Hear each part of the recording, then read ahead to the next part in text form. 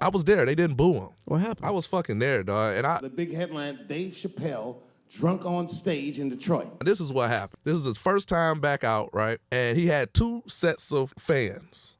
He had the diehard Dave Chappelle fans that was a fan of him being a comedian. Then you had the Chappelle Show fans, right?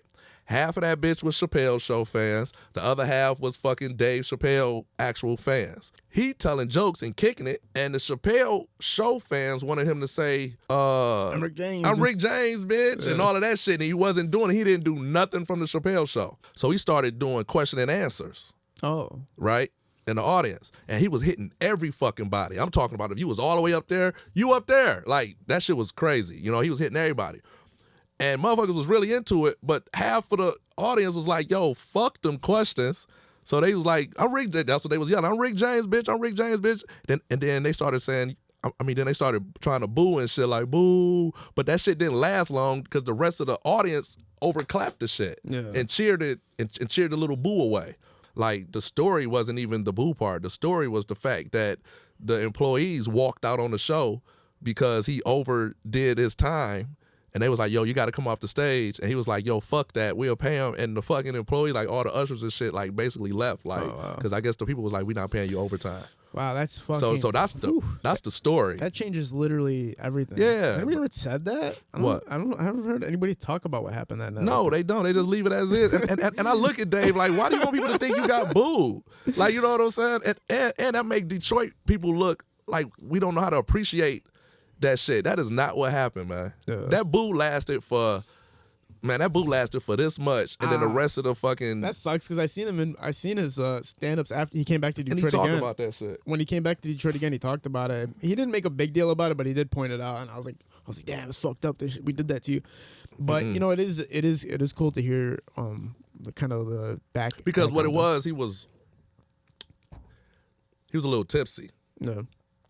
So he did his first 15 minutes of his jokes, and he said, fuck that shit, I'm going off the cuff. It's the last show, I'm feeling good. You know what I'm saying? So he's a little tipsy. Yeah. So Nick Swartzen just had something like that too. Nick Swartzen was just on, I don't know if you're familiar with him, but Nick Swartzen's like, he was in Grandma's Boy? But anyway, yeah. He was on stage and he was just like standing there. Like, how you know about Grandma's Boy? Why not?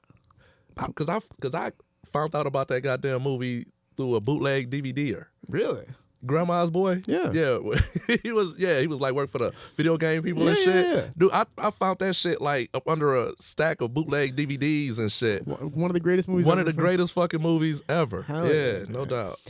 Detroit had its own run with comedy movies too. Like Buffed Up was like one of the breakouts. Yeah. You know what I mean? It kind of dove into the Detroit culture a little bit. Mm-hmm. When you do talk about Detroit culture on stage, what's some of the things that you kind of point out? Because right now if you go on social media, every Detroit page talks about the same damn things every single day. Buffs, get the girls, getting money. No, I talk about regentrification and not giving money to white bums. Because, like, how the fuck is you a bum and you white? You just got here 2 years ago. Are you a bum already? Like, we just regentrified. You came here as a bum? Like, you ain't even trying, man. You know what I'm saying? So, nah, you know, like, what happened to all the other bums I grew up with? Like, yeah, it'll regentrify. We got white bums on Finkel and shit. You know what I mean? Yeah. So I talk about that type of shit. Like, you know, stuff that's going on. You know, in my 20s, I didn't watch a lot of TV. I didn't really watch no TV. Like, Obama's first term, I didn't even see.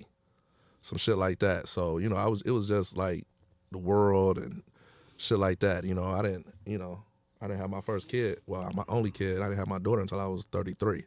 So, you know, with that, I'm just, I guess, not affected by television and shit. Yeah. You know what I'm saying? So, you know, I'm coming from, you know, my shit coming from, you know, something different, I guess.